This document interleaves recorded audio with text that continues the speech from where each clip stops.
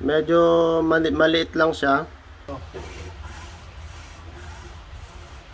Meron tayong problem solving dito sa ilalim ng lababo. Kaya meron siyang tagas dito kasi masyadong mataas tong drain pipe na nilagay ng tubero. Medyo mataas. Ayan, hindi. Ito, may leak oh. Ayan oh. Yan, may leak yan. Sa everyday na ginagamit yan. Kailangan namin magsalok dito na oh. Ano ba yung salok mo? Ito, kailangan namin magsalok dito. Ayun.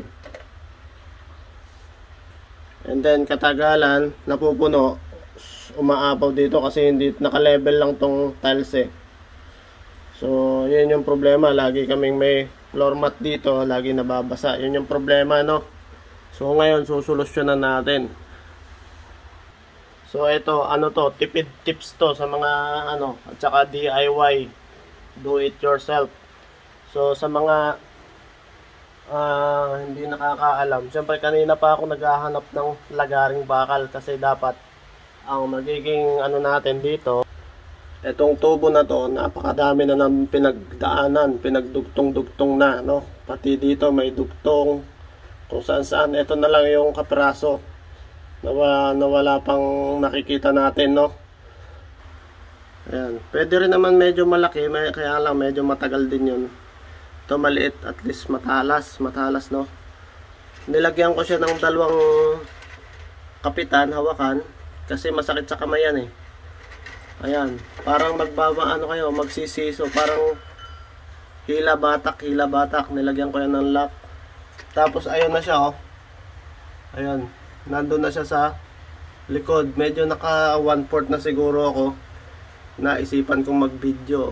So, i-try natin, panoorin nyo kung effective ba to. Let's do this. Hawakan mo lang kabilaan yung lock na ganyan, oh. Tapos hilahin mo.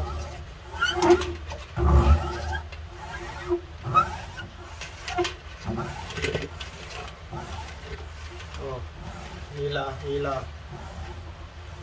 Opya, teka, pakita natin yung ano. Yan, pangyayari. Wire. Ayun, nalagot. Yun lang, pwede ka naman umulit eh. Palitan natin na putol. Andyan na siya oh. Kalahati na, 3/4 na yung natira. Ayan oh.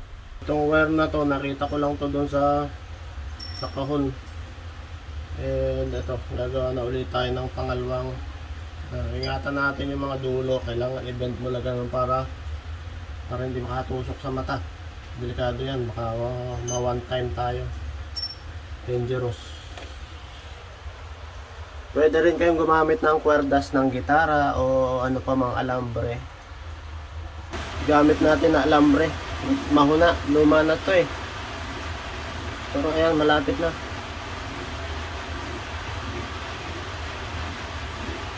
Ayan na oh. Ayan na. Okay na, putol na oh. Okay, kita nyo. Tanggalin muna natin ito para makuha natin yung tubo.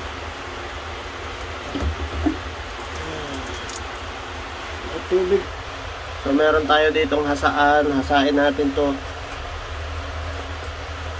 Ayan. Yung mga gilid-gilid.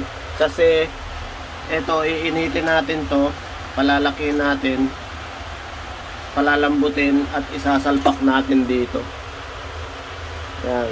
Yan, dito. Isasalpak natin yan dyan.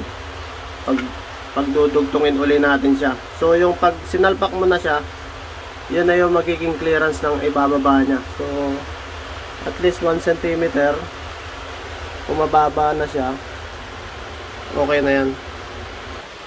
So ayan lang, ganun kasimple, ganun kadali. Do it yourself.